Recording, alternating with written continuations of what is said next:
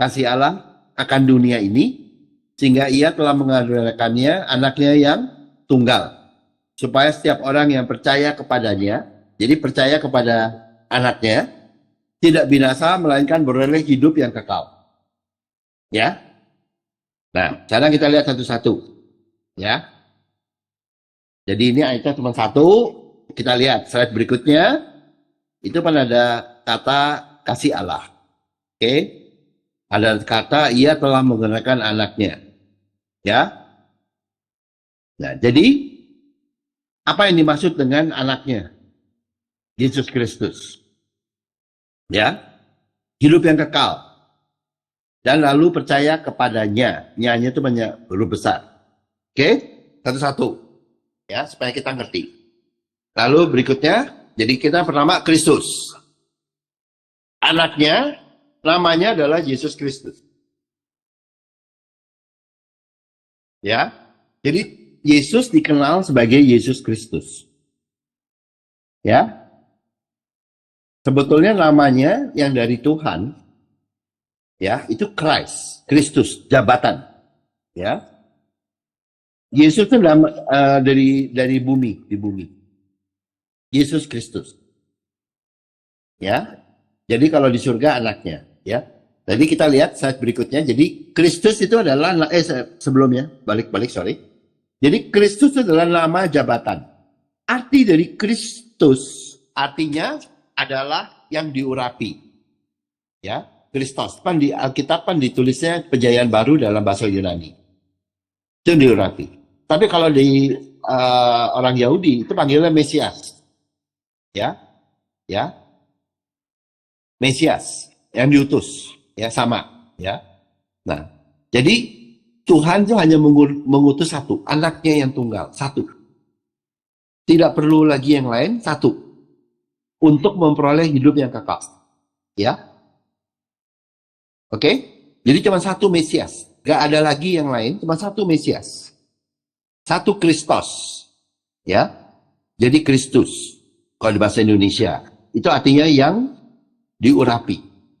Urapan itu adalah untuk suatu pemberian kemampuan untuk melakukan satu hal dari Tuhan. Urapan itu seperti itu. Jadi urapan itu bukan tujuannya untuk rasanya baik, enak. Meskipun bisa rasanya seperti itu, tapi urapan itu yang diurapi itu adalah untuk supaya yang bersangkutan berhasil dalam melakukan tugas tertentu. Itu urapan dari Tuhan. Dan tidak pernah gagal. Urapan karena dari Tuhan. Jadi yang bersangkutan itu mendapat kemampuan dari Tuhan sendiri. Ya, yang tidak ada mustahil bagi Tuhan. Jadinya tuh urapan itu seperti itu. Itu yang urapan. Dan Tuhan hanya mengurapi satu sebagai Mesias. Ya, sebagai Mesias atau yang diurapi untuk tugas penyelamatan, untuk tugas melakukan memberikan hidup yang kekal, ya. Itu yaitu Kristus. Ya. Nah, sekarang kita lihat ya. Nah, ini di Lukas 4 ayat 17. Ya. Ini waktu Yesus membaca kitab Yesaya. Jadi Lukas 4 ayat 17 disebutnya kepadanya diberikan kitab Nabi Yesaya dan setelah dibukanya ia menemukan nas di mana ada tertulis. Ayat 18, Roh Tuhan ada padaku. Oleh sebab ia telah mengurapi aku untuk menyampaikan kabar baik kepada orang-orang miskin, dan ia telah mengutus aku untuk memberitakan pembebasan kepada orang-orang tawanan, penglihatan bagi orang-orang buta, untuk membebaskan orang-orang yang tertindas, untuk memberitahukan tahun rahmat Tuhan telah datang. Ya, tahun rahmat atau kasih karunia, ya, telah datang.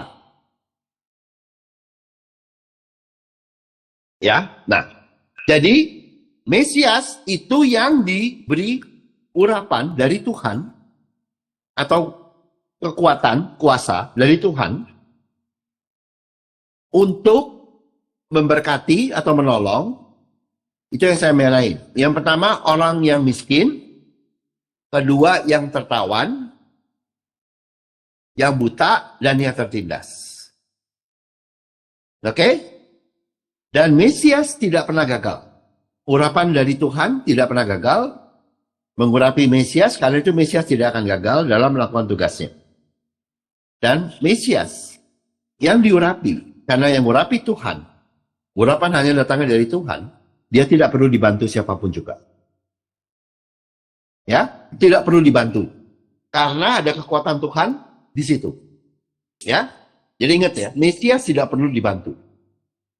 Ya, tidak perlu dibantu. Mesias tidak perlu dibantu karena dia diurapi oleh Tuhan. Ya. Jadi itu untuk menolong yang miskin, tertawan, buta dan tertindas. Oke? Oke, kita buka lagi. Siapa yang miskin?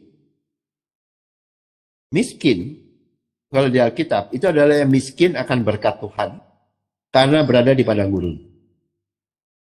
Ya. Jadi miskin berkat Tuhan. Ya. Itu miskin akan berkat Tuhan. Itu yang menjadi miskin. Ya. Siapa yang tertawan? Yang melawan manusia adalah dosa. Karena sekali diikat oleh dosa, ikat terus. Ya boleh. Siapa yang buta? Ya. Saya sudah sampaikan berapa kali itu ya. Mereka yang telah dibutakan oleh ajaran agamawi. Sehingga tidak dapat melihat kasih Tuhan. Ya, yang buta itu yang ikut agamawi. Jadi dia pikir dia melihat, tapi dia buta. Gak bisa ngaca gitu. Itu yang makanya Yesus bilang waktu dia mencelikan orang yang buta. Terus orang butanya ngomong ke Farisi. Orang Farisinya berasanya dia bisa ngelihat. Tuhan bilang, karena kamu ngomong kamu bisa ngelihat, kamu itu sebetulnya buta. Gitu loh. 2 Korintus 3. Ya. Itu feel-nya itu ada pikiran, ya. Dan juga di hati. Jadi orang agamawi itu butanya 2 kali. Orang agamawi. Satu, pikirannya buta, sehingga nggak bisa mengerti Alkitab. Orang buta kan nggak bisa baca, toh. Ya. Seakan-akan dia bisa baca, tapi sebetulnya yang dia baca atau yang dia ngertikan salah, karena dia nggak bisa lihat. Yang kedua, hatinya gelap. Makanya di agamawi, itu orang miskin disuruh bayar perpuluhan. Kejem. Orang miskin dianggap kamu miskin karena kamu kurang bayar ke gereja perpuluhan. Malah udah jadi hatinya juga jahat. Gak sadar loh ini. Ini jahat, tapi nggak sadar. Bukannya gimana, karena dia believe in that. Jadi dia pikirannya, kamu miskin kenapa? Oh, karena kamu nggak setia. Dihakimin dulu. Ya. Yang kedua, udah miskin, kamu kalau mau kaya mesti kasih perpuluhan. Mesti memberi dulu ke Tuhan. Memberi dulu ke gereja. Diperas lagi. Jadi itu hatinya jahat loh. Orang penyamun di dunianya nggak sampai begitu. Orang penyamun di dunia kalau udah ngerampok, ya dirampok aja tuh orang. Iya toh? Benar nggak? Diambil. Kalau ini enggak. Diperas lagi dan dihakimin. Makanya disebutnya tuh, jika matamu terang, ya badanmu terang. Jika matamu gelap, wah berapa hebatlah kegelapan itu, gitu loh. Karena gelapnya di dua, di pikiran sama di hati. Jadi nggak sadar jahat. Gitu. Orang agamawi jahat. Yang di gereja itu, bayangin. Orang udah melarat, dibilangin kamu melarat gara-gara kamu kurang melakukan setia sama Tuhan. Udah melarat dihakimin. Udah gitu suruh lagi korban duit. Disuruh pinjam. Disuruh apa nggak tahu. Terus udah kasih duit lagi. Terus gimana? Terusin lagi. Kurang. Gila nggak? Penyamun itu cuma ngerampok sekali, udah kelar gitu. Atau gimana? Lebih jahat dari kita. Berapa hebatnya kegelapan itu? Wih, gelapnya gelap banget. Nah, siapa yang tertindas? Yang tertindas itu adalah yang ditindas. Ya, kayak orang dijajah. Ya. Siapa? Itu di Israel, itu di Babel. Itu yang di apa waktu Israel dibuang ke pembuangan. Ya, di apa? Namanya dijajah. Captivity, dijajah, ditindas. Dia ditawan dan ditindas, gitu loh, ya. Disuruh bikin apa? Rumah, bikin apa gitu, jadi tindas. Ya, tindasan itu siapa? Ada orang lain toh, itu lebih palsu. Ya, jadi itu 4: miskin, tertawan, buta, dan tertindas. Siapa yang miskin karena salah sendiri di padang gurun? Siapa yang ditawan? Oleh dosa. Siapa yang buta? Yang nggak bisa melihat Tuhan karena terkungkung oleh ajaran agama. Siapa yang tertindas? Karena ditindas oleh nabi palsu. Ya, kalau pengkuasa dari nabi palsu luar biasa. Ya, jadi orang dibilang begini. Orang yang udah pinter dan kaya. Atau cari kaya atau apa. Dibilangin, kamu kalau mau kaya atau mau hidupnya hebat, kamu mesti tidur di kuburan. Nurut tuh. Itu nabi palsu. Kalau kamu mau kaya, kamu harus memberi ke gereja. Nggak ada di ayat kita. Percaya tuh. Kalau kamu mau kaya, mesti puasa 40 hari. Atau bagaimanalah teologinya. Nggak ada tuh. Abraham kaya aja lu. Bener nggak? Daud kaya aja lu. Emang Abraham pernah puasa 40 hari atau berapa? Puasa Daniel, puasa apa? Itu tindasan tuh begitu, nurut tuh, nindas pakai. Kan orang nindas kan, lakukan. Gitu. Nurut tuh. Ya kayak gitu tuh. Kalau enggak kan, kamu melawan Tuhan. Tuh. Kamu melawan yang diurapi. Wih. Tahu nggak? Ya tahu nggak? Orang itu ngomong yang diurapi gitu. Ya ingat loh, yang diurapi itu namanya Mesias. Menjadi seperti Tuhan toh. Itu nabi palsu. Mau menjadi seperti yang asli, tapi palsu. Mesias palsu, nabi palsu. Ya. Itu ya. Jadi apa yang Tuhan kehendaki sebagai Kristus. Ya. Berikutnya. Jadi ini kita Yohanes 3:16 ya. Percaya kepada anaknya. Anaknya diurapi untuk melakukan berbagai hal. Saya bukannya apa? Untuk menyelamatkan kita waktu kita mati. Iya betul. Tapi lebih dari itu loh ya. Gitu loh. Jadi inilah perbuatan baik kasih Tuhan kepada kita melalui urapannya kepada Kristus. Untuk membuat kita kaya akan berkat kerajaan surga. Itu loh. Makanya kenapa orang kadang-kadang, ya dia imannya cuman juru selamat. Kalau saya mati, saya masuk surga. Oh, berarti lu gak percaya di dia diberkati ya? Berarti ya makanya, ngerti gak? Nah, itu sayang. Soalnya sebetulnya, ya kamu masuk surga. Karena Tuhan Yesus juru selamat. Betul. Tapi lebih dari itu loh. Bukan hanya nyelamatin. Kedua, terbebas dari tawanan dosa. Kan di kebenaran kasih Tuhan, toh? Pada kita percaya kasih Tuhan, kamu dibenarkan. Mendapat kebenaran. Dibenarkan dan dikuduskan. Lepas dari tawanan dosa loh. Tuh. Ya toh? Waktu kita percaya kasih Tuhan melalui juru selamat, yaitu Kristus, melalui Mesias. Ya. Kalau saya sih senangnya pakai aslinya. Kalau yang Kristus yang diurapi, ya udah diurapi. Gitu, gue gak ganti-ganti itu. Aslinya Kristus tuh yang diurapi. Ya. Akan diurapi. Kita diberkati melalui urapan Kristus, kekayaan kerajaan surga. Juga untuk yang buta, jadi akan melihat kebenaran kasih Tuhan melalui Kristus, sehingga kita dapat terlepas dari ajaran teologi agamawi yang membutakan kita hidup, membutakan kita. Ya, gitu. Nah, dan terbebas dari tindasan nabi palsu, sehingga kita dapat hidup dalam kasih dan berkat Tuhan. Hidup happy, tidak hidup ditindas. Terus ya ini terima syukur ya Pak ya. Yes. Bapak ya Pak ya. Kristus artinya bukan juru selamat. Ya, termasuk juru selamat. Kristus artinya yang diurapi. Jangan diganti loh kata itu. Aslinya tuh Kristus artinya yang diurapi. Kalau saya, ya sudah, gue pakai itu namanya Yesus Kristus. Kalau kamu Tuhanmu siapa? Kristus toh? Gue pakai kata itu. Di dalam urapan Kristus termasuk menyelamatkan. Oh. Tapi bukan tidak terbatas pada menyelamatkan. Bikin kamu kaya berkat Tuhan, bikin kita bisa melihat, bisa kita menang terhadap nabi palsu, dan dikuduskan atau dibenarkan dalam dosa pun, gitu loh.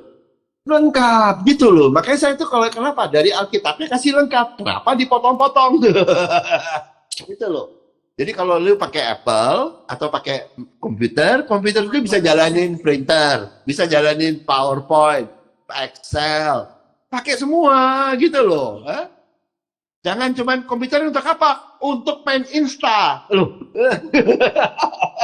Kok HP-nya untuk apa? Saya beli HP yang paling canggih hanya untuk Insta. Ya? God bless the women, gitu toh. Semua, ya. Nah, lalu berikutnya, ya, untuk memberitahukan tahun rahmat Tuhan telah datang. Ini saya mau tekankan, saya merahin. Ya toh? Tahun rahmat Tuhan, tahun berkat Tuhan telah datang. Di mana? Namanya telah datang. Di mana? Di bumi. Kan bacanya di bumi. Jadi jangan, saya itu bukan anti juru selamat ya. Oh, saya percaya Yesus juru selamat ya. Iya. Juru selamat apa? Di surga. Loh, yang di bumi kamu nggak percaya diberkati ya? Sayang gitu loh. Ini kan untuk memberitakan tahun rahmat Tuhan telah datang di bumi. Kan bacanya di bumi gitu loh. Jadi kita diberkati di mana? Di bumi dan di surga. Itu paketnya, itu Kristus gitu loh, sebagai yang diurapi gitu loh. Oh iya, Kristus. Makanya bahasa aslinya ya Kristus. Kita kan sama Yesus Kristus. Kristus ya Kristos. Kristos tuh yang diurapi, atau bahasa Ibrani-nya Mesias. Ya. Lalu berikutnya, saat berikutnya hidup yang kekal. Ya kan? Supaya tidak binasa tapi beroleh hidup yang kekal. Jadi bukan hidup sembuh, bukan loh, tapi hidup yang kekal. Nah tadi kan kita lihat saat berikutnya, inilah hidup yang kekal itu. Jadi definisinya hidup yang kekal udah dikasih Yohanes 17. Yaitu bahwa mereka mengenal Engkau satu-satunya Allah yang benar dan mengenal Yesus Kristus yang telah Engkau utus. Jadi artinya hidup yang kekal, bukan artinya hidup yang kekal tuh hidup mati masuk surga. Bigger than that loh. Itu definisi manusia, bukan definisi Alkitab. Yang definisinya Alkitab yang dari Tuhan, yaitu bahwa mereka mengenal Engkau. Inilah hidup yang kekal itu, yaitu bahwa mereka mengenal Engkau satu-satunya Allah yang benar. Jadi mengenal Tuhan Bapa, kebenaran Tuhan, dan mengenal Yesus Kristus. Dan ada dannya ya. Yesus Kristus yang telah Engkau utus. Ya, jadi mengerti hidup yang kekal itu mengenal atau akan kebenaran kasih Tuhan. Karena banyak orang mengenal Tuhan, mengenal dan tahu Tuhan adalah kasih, tapi tidak mengenal kebenaran kasih Tuhan. Ada yang bilang begini, oh saya diberikan kasih karunia. Udah itu. Siapa yang bilang itu adalah kasih karunia dan kebenaran? Nah, kita tuh diberi kado dan kebenarannya gitu loh. Kita diberi kado dan pabrik kadonya sekalian kebenarannya. Gitu loh. Ya, jadi mengenal akan kebenaran kasih Tuhan yang adalah sumber kasih karunia loh, sumber berkat. Lalu mengenal ya bahwa kasih Tuhan yang baik tersebut ya diberikan kepada kita melalui pekerjaan Yesus Kristus, pekerjaan Mesias. Gitu loh. Bukan pekerjaan agamawi, bukan pekerjaan pendeta, bukan pekerjaan gereja, bukan. Pekerjaan yang diurapi yang ada di dalammu. Ngerti nggak? Maka kalau saya pribadi pakai itu. Saya kalau di gereja segala macam saya nggak pakai, oh saya dipanggilan khusus. Enggak. Saya percaya semua orang dipanggil hukum kasih. Ya kan? Hukum kasih kan diberikan semua. Perintah mengasihi kan diberikan semua. Kepada saya, kepada semua. Sama. Yang itu saya pakai urapan apa? Urapan Kristus. Bukan pakai urapannya Honki. Hah? Saya pakai urapan Kristus di dalamku. Itu yang benar. Iya toh? Kerjakanlah keselamatanmu.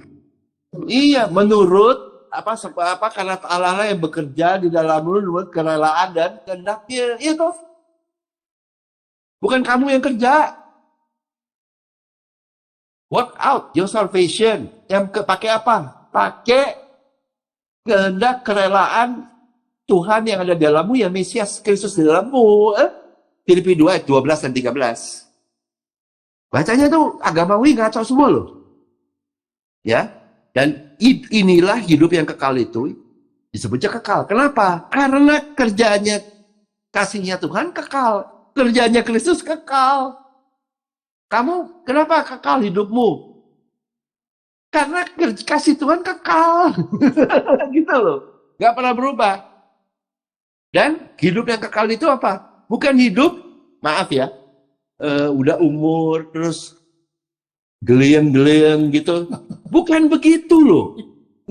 Hidup yang kekal itu bukan itu hidupnya manusia. Orangnya belum mati, kan begitu. Tapi hidup yang kekal itu bukan gitu. Hidup yang kekal itu hidup yang sangat diberkati loh artinya tuh. Yaitu karena mengenal kasih Bapa yang kayaknya gak karuan dan kasih Kristus. Kualitas hidupnya tinggi dan kekal. Gitu loh. Kenapa? Hidupnya menurut standar bapaknya dan anaknya itu Kristus. Ngerti ya? Dan kekal. Banyak orang percaya, makanya saya itu bukan anti juru selamat. Yesus adalah juru selamat. Tapi saya kasih tahu. Lebih dari itu. Yang dikasih itu lebih bukan hanya menyelamatkan kita waktu-waktu kita mati. Bukan. Kan begini. Karena begitu besar kasih Allah kepada dunia, akan dunia ini, sehingga ia telah menurunkan anaknya yang tunggal, supaya setiap orang yang percaya kepadanya tidak binasa, melainkan beroleh hidup yang kekal. Percaya kepadanya. The day you believe, you dapat semua. Bukan, oh kamu tahan, kerjakan, jaga keselamatanmu, baru nanti di ujung napasmu yang terakhir, baru kamu dapat yang kekal. Kayaknya gitu loh. Yang percaya kepadanya saat ini udah now gitu loh. Beroleh hidup yang kekal. Kapan? Now gitu loh. Ya, nangkap ya. Makanya definisi hidup yang kekal harus jelas. Adalah mengenal kasih Bapa melalui Kristus. Tuh, itu. Ya. Itulah standar Tuhan. Diberkati oleh Tuhan melalui Kristus. Ya. Lalu slide berikutnya. Jadi saya tulis. Ya. Hidup kekal bukan hanya berarti kita selamat. Iya betul, termasuk keselamatan. Tapi juga berarti kita hidup diberkati oleh kasih Tuhan melalui Kristus. Dimulai saat kita masih di bumi, saat kita percaya akan pekerjaan Mesias. Itu loh. Ngerti ya? Karena banyak teologi nyampurin macam-macam dibikin selek gitu. Kalau saya pegangannya yang clear gitu loh, gampang. Ya? Gampang. Alkitab yang ini. Jadi nggak ada, saya nggak pegang teologi keselamatan menurut Calvin, teologi keselamatan menurut Pentakosta, teologi keselamatan menurut Luther. Ngapain sih? Pakai ayatnya aja langsung gitu loh. Kalau orang bikin salah soalnya. Kalau ayat kan nggak berubah toh. Ya, lalu berikutnya yang disebut percaya. Saya mau sampai ini mengenai percaya. Ya, yang di Alkitab tulisnya apa? Ia telah mengaruniakan anaknya yang tunggal, setiap orang yang percaya kepadanya tidak binasa. Jadi Tuhan mengaruniakan, memberi supaya yang percaya kepadanya tidak binasa. Jadi percaya itu adalah percaya bahwa kasih Tuhan itu melalui Mesias, melalui Kristus. Kristus itu mewakili Tuhan. Yang kedua, ya, bukan hanya percaya Yesus sebagai juru selamat, tapi kasih Tuhan yang begitu hebat dan pekerjaan Mesias yang begitu besar, yang melepaskan dari agamawi, melepaskan dari nabi palsu, melepaskan dari dosa, membuat kita kaya dari ini, dan kita tahun rahmat Tuhan sudah datang. Bukan hanya juru selamat pada waktu napas terakhir. Tahun rahmat Tuhan sudah datang now, gitu loh. Dan juga sampai forever, kekal, gitu loh. Itu Alkitabnya loh yang ngomong. Ya, kalau saya ya sudah ikutin itu gitu loh. Dan di situ termasuk juru selamat. Ya, ya. Bukannya orang yang percaya juru selamat nggak selamat ya? Selamat. Coba nanti saya nanti deh, nanti lebih lebih dalam dikit. Ada orang yang nolak, ada orang yang terimanya sedikit-sedikit, ada orang yang nggak terima semua. Tuhan maunya kasihnya semua, tapi nggak semua orang dapat semua. Karena agamawi, karena dia buta, karena dia tolak, macam-macam. Nanti kita lihat, nanti saya liatin, nanti ya, nanti kita terusin. Habis itu slide berikutnya dulu deh, ya. Nah ini tadi nih, ya. Jadi yang mengaruniakan, karunia itu kan memberi, is a gift, memberi. Kalau memberi itu mesti gimana? Disebut setiap orang yang percaya kepadanya.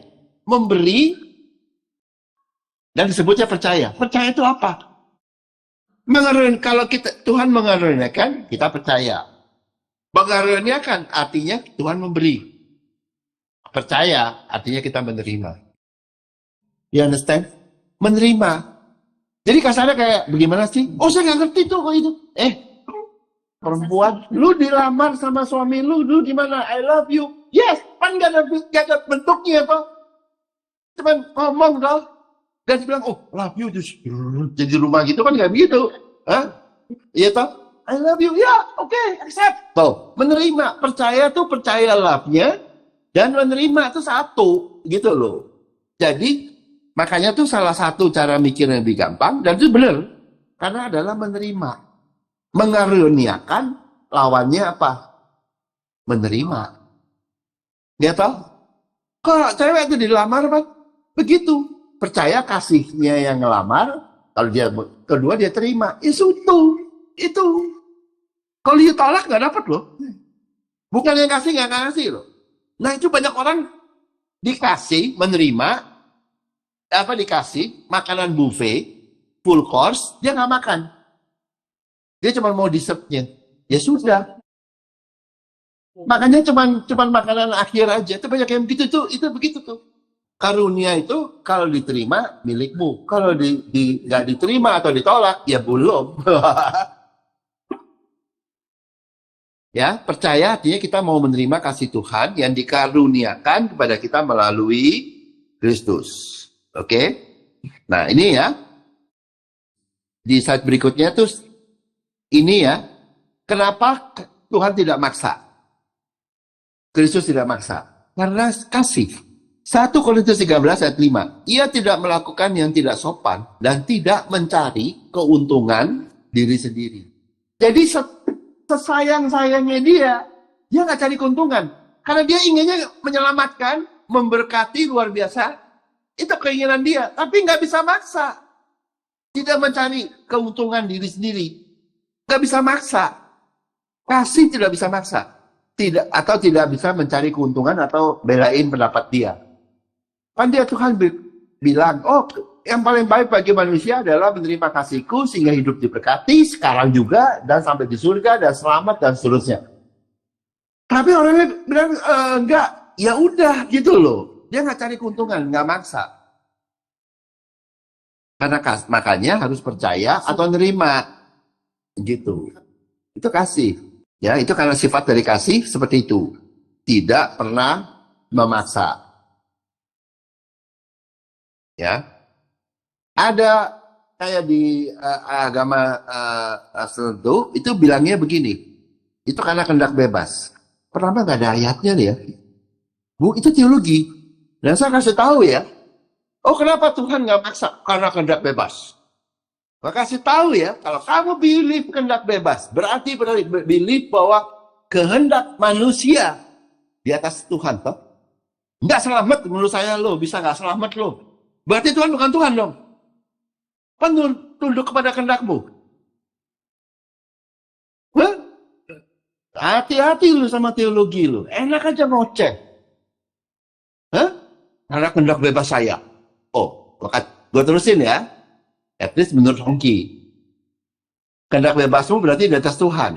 Berarti Tuhan bukan Tuhan. Berarti lu gak selamat lu. Wah lo. Iya toh? Hati-hati tuh sok pintar teologi. Makanya ada yang banyak yang gak selamat. Gak ada ayatnya. Hati-hati. Itu bisa masuk ke neraka. Saya gak bilang ini. Kata hakim. Tapi saya bilangin. Ya banyak neraka. Nanti kita kalau ada waktu sebentar ya, saya sebutin. Ya, oke ya. Jadi gitu. Lalu berikutnya, ya, tidak binasa mereka hidup yang kekal. Jadi yang Tuhan kehendaki adalah kita percaya, ya, akan kasihnya melalui Kristus, sehingga kita bukan hanya tidak binasa dan selamat, tapi memperoleh hidup yang kekal. Jadi kalau dibilang selamat, iya betul, tidak binasa toh, kan selamat. Betul, tapi memperoleh hidup yang kekal. Bukan hanya tidak binasa atau bukan hanya selamat, tapi diberkati luar biasa. Itu loh my point. Makanya saya tuh nggak pernah saya tuh bukannya karena Alkitabnya begitu. Penerima kasih Tuhan, kerajaan surga, berkat Tuhan yang macam-macam begitu. Bukan hanya satu keselamatan toh. Termasuk keselamatan sih ya gitu loh. Ya. Nah, ini ya, lalu berikutnya. Ya. Jadi arti percaya adalah percaya bahwa Mesias itu tidak perlu dibantu dan tidak akan gagal. Itu percaya. Percaya Mesias enggak? Percaya Kristus enggak? Ada yang bilang, "Oh, saya percaya Mesias, tapi saya mesti jaga keselamatan." Oh, gue kasih tahu lu ya, kalau menurut saya itu berarti pikiran kamu, Mesiasnya nggak mampu. Iya dong? Atau dia belum, iya dong? Ambil Mesiasnya 60%, orangnya 40%. Kan begitu. Percaya bahwa Mesias tidak perlu dibantu dan tidak akan gagal. Itu Mesias. Itu kalau you ngerti Mesias, ya itu yang diurapi untuk melakukan to complete a certain task. Yang kedua, percaya Mesiasnya nggak males, Mesiasnya akan kerja. Kalau bilang bahwa Tuhan Yesus di kayu salib udah kelar, sekarang saya dong. Berarti Mesiasnya tidur? Enggak, dipanggil untuk sampai bawa kamu ke surga, gitu loh. Ngerti nggak? Dan dia akan melakukannya karena dia tidak pernah lalai, gitu loh. Jadi you can depend on Mesias karena dia tidak akan gagal dan dia akan melakukannya dengan setia. Meskipun kita tidak setia gitu. Dan kita hanya perlu menerima perbuatan baiknya Mesias atau perbuatan yang baik kasih Tuhan melalui Mesias tersebut. Udah, seperti itu. Ya. Nah, ini saya nggak di sini ya, mungkin lain kali deh kalau mau ini ya. Di Matius 25. Ini saya kasih tahu ya. Yuk buka sendiri di Matius 25. Ya. Itu adalah ada 3 cerita. Yang pertama adalah perumpamaan mengenai cerita mengenai gadis yang bijaksana dengan gadis yang bodoh. Oke? Gadis itu gereja. Ada gereja yang bijaksana dan ada gereja yang bodoh. Ya, Galatia yang bodoh gereja ini. Yang bijaksana itu masuk ke dalam perjamuan. Benar nggak? Ya, dia sebut dia masuk ke dalam perjamuan. Waktu mempelai datang di bumi, gitu loh. Ya, jadi itu lawannya dari yang bijaksana itu bodoh. Ya, yang mempelai ini pendatangnya yang disebutnya itu bijaksana ya. Yang datang tuh mempelai pria untuk pesta. Ya, jadi yang gadis bijaksana ikut pesta. Itulah yang disebut mempelai wanita. Jadi waktu di Matius 25 disebut mempelai laki datang. Ada yang tidak masuk perjamuan, namanya gadis yang bodoh. Jadi disebutnya I do not know you. Aku tidak mengenal engkau sebagai mempelai. Bukan sebagai Tuhan yang Maha Tahu. Ngerti nggak? Jadi gadis yang bodoh tidak dikenal. Tidak ikut perjamuan mempelai. Ya, ngerti nggak? Jadi ada 2 gereja atau 2 orang percaya. Yang satu percaya akan kasih Tuhan, mempelai pria, dan ikut perjamuan mempelai. Yang satu lagi tidak dikenal sebagai mempelai. Jadinya dia tidak ikut perjamuan. Ya, jadi itu ada dua ya, gadis yang bodoh, mempelai, dan jadi ada dua tipe. Ya, ada dua tipe gadis tadi. Yang percaya akan kasih Tuhan, itu namanya gadis yang bijaksana. Yang kedua apa? Kan dia juga tahu mempelai. Dia tahu kok, dia mau masuk, tapi nggak bisa. Kenapa? Dia hanya percaya Yesus sebagai juru selamat. Itu yang bodoh. Selamat nggak? Selamat. Tapi nggak dapat berkat kerajaan surga di bumi. Kan juru selamat. Terjadilah sesuai imanmu. Kamu mati selamat. Tapi waktu pesta di bumi, ya nggak dapat. Kenapa? Ya lu kan nggak percaya. Lu nggak terima, ya nggak dipaksa. Ya ngerti nggak bedanya? Ngerti nggak? Yang bodoh sama yang pinter. Yang bijaksana. Ya. Yang kedua, di parabel Matius 25 yang sama. Adalah perumpamaan mengenai talenta. Ada yang 5 dan 2 talenta, ada lagi yang 1.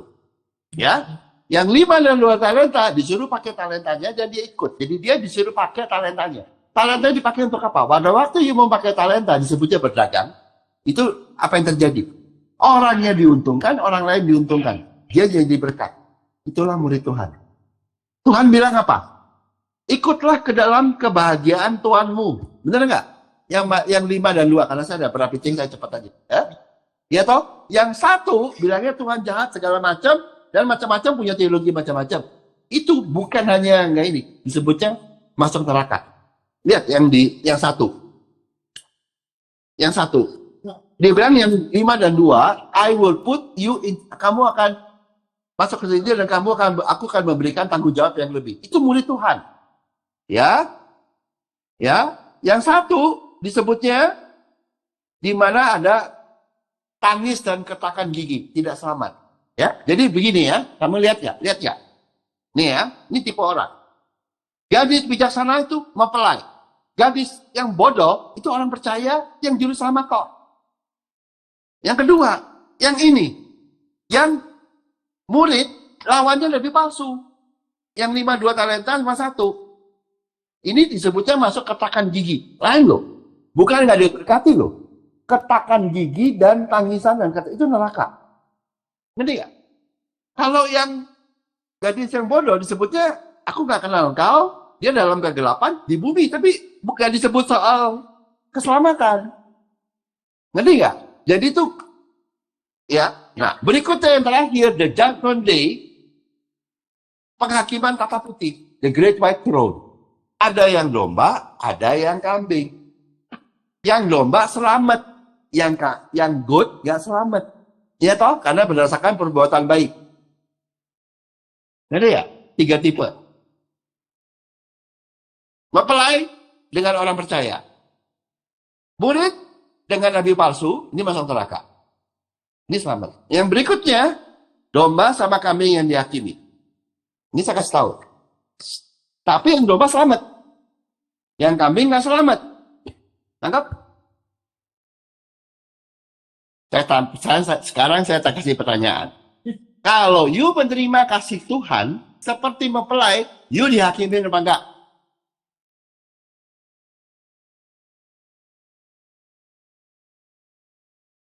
Enggak. Karena kamu sudah kudus, kamu tidak dihakimi. Ngerti nggak? Kan masuk perjamuan, mana ada penghakiman? Kalau perempuannya dilamar, diterima, dihakimin nggak? Enggak. Nah, sekarang pertanyaan yang kedua, lebih tinggi lagi. Kalau jadi murid Kristus, masuk dalam kebahagiaan Tuhanmu, dan diberikan tanggung jawab yang lebih besar, kamu dimasuk dalam penghakiman tata putih nggak? Enggak. Jadi mempelai yang menerima kasih Tuhan dan murid Kristus yang menerima kasih Tuhan tidak dihakimi. Terus saya tanya lagi, domba sama kambing kan dihakimin, tapi dombanya selamat toh? Ya, si domba kena penghakiman nggak? Kan sebut yang ditata ini, yang bilang ditata putih, Itu tuh yang ditata putih yang di Matius 25 ayat 31 ya. Itu dapat penghakiman nggak? Dihakimi, domba dihakimi. Itu. Nih, ya. Nanti kapan-kapan. Ayat 31, 25 31. Apabila anak manusia datang dalam kemuliaan dan semua mereka bersama dengan lala, ya. Lalu semua bangsa akan dikumpulkan dan dia akan memisahkan orang seorang dari yang sesama dengan seperti gembala memisahkan domba dari kambing dan dia akan makan domba dan kambing. Dan raja itu berkata, mari hari kamu yang diberkati, terimalah kerajaan ini. Sebetulnya itu kan ada penghakiman. Yang sebelah kanan nyala dari 80 yang ketiga. Yang lepas selamat. Berbuat kebaikan dan dia bergantung kebaikan Tuhan. Selamat. Tapi namanya memang ini nih. Yang disebut di ayat di Matius itu kan dia ngumpulin yang selamat sama nggak selamat. Ini toh? Glorious throne itu dulu. Pengadilan dia di situ. Dia percaya kebaikan Tuhan. Kalau yang kambing, orang yang kenal Tuhan tapi bergantung keselamatannya pada kebaikan diri sendiri. Nggak selamat. Tangkap nggak? Kalau yang mempelai sudah menerima kasih Tuhan Kristus dari sejak sekarang di bumi. Jadi boro-boro dihakimin, langsung diberkati kerajaan surga dan gak ada penghakiman. Yang murid juga sama, masuklah dalam kebahagiaan, aku akan memberikan tanggung jawab. Diberi tanggung jawab, mana ada penghakiman? Gak ada. Tapi yang juru selamat, percayanya ini, kan mesti dihakimin. Bener-bener lu pikir juru selamat yang benar atau ngomongnya juru selamat tapi kamu kambing. Tuh, itu yang perlu diyakini. Bisa masuk atau enggak tuh. Makanya itu bedanya. Jadi ada 3 tipe. Gereja yang menerima kasih Tuhan dengan gereja yang kenal Tuhan tapi dia tidak menerima kasih Tuhan. Jadi dia itu bukan mempelai. Itu yang gaji bijaksana dan bodoh. Berikutnya, murid Kristus yang menerima kasih Tuhan, dipakai toh itunya dan dia menggunakan talentanya sesuai perintah Tuhan untuk memberkati orang lain dengan yang lebih palsu. Kan begitu. Dan habis itu yang terakhir yang diyakini, yang percaya dan yang tidak percaya. Tapi yang namanya mempelai tidak diyakini. Yang namanya murid tidak dihakimi. Yang selamat karena dia kan bergantung pada juru selamat. Ya toh? Tapi kan orang ngomong juru selamat tapi kan benar-benar memegang Yesus sebagai juru selamat atau ngocehnya. Juru selamat tapi enggak. Itu perlu dihakimi. Benar enggak? Iya mesti dihakimi toh, karena itu kan tipis. Tapi kalau menerima kasih Tuhan, aku menerima kasih Tuhan. Dan udah gitu aja. Udah selamat semuanya. Tapi kan kadang-kadang bilang juru selamat, tapi dia yang jaga keselamatan. Tuh, kan perlu dihakimin. Hah? Kalau orang lawyer tahu, ngomongnya juru selamat, tapi saya yang menjaga keselamatan. Nah itu kan perlu dihakimin. Lu selamat apa enggak? Nah, ngerti enggak? Ada yang selamat, ada yang enggak. Ada yang bilangnya, saya percaya Yesus sebagai juru selamat, tetapi itu, iya toh? Ada gitunya tuh loh. Itu kan perlu dihakimin. Bukan karena gimana ya, tapi Tuhan tahu gitu, tapi perlu dihakimin. Tapi kalau yang menerima kasih Tuhan, Tuhannya datang sebagai ini melamar, bukannya penghakimin, diundang masuk pesta, diundang masuk rumah. Boro-boro dihakimin, kan gitu tuh, mempelai, masuk, langsung tuh dibukain. Orang yang diundang masuk pesta yang nggak dihakimin, orang yang diundang masuk ke rumah bapak untuk di perjamuan, ya nggak dihakimin tamu, ngerti nggak? Tapi yang pas-pasan begitu dihakimin, tapi selamat. Ngerti nggak bedanya? Menerima kasih Tuhan atau enggak? Stefanus dihakimin nggak? Stefanus, betul. Yang dia kayu salib tadi. Ya toh? Pada hari ini juga engkau bersama dengan aku di paradise. Ada penghakiman nggak? Nggak ada. Saya tanya lagi, Stefanus dihakimin nggak? Stefanus waktu di Raja Batu, dia melihat itu kan Yesus berdiri tata Allah. Mana ada penghakiman? Itu yang bergantung sama kasih Tuhan. That's what I'm preaching dari Bible. You understand?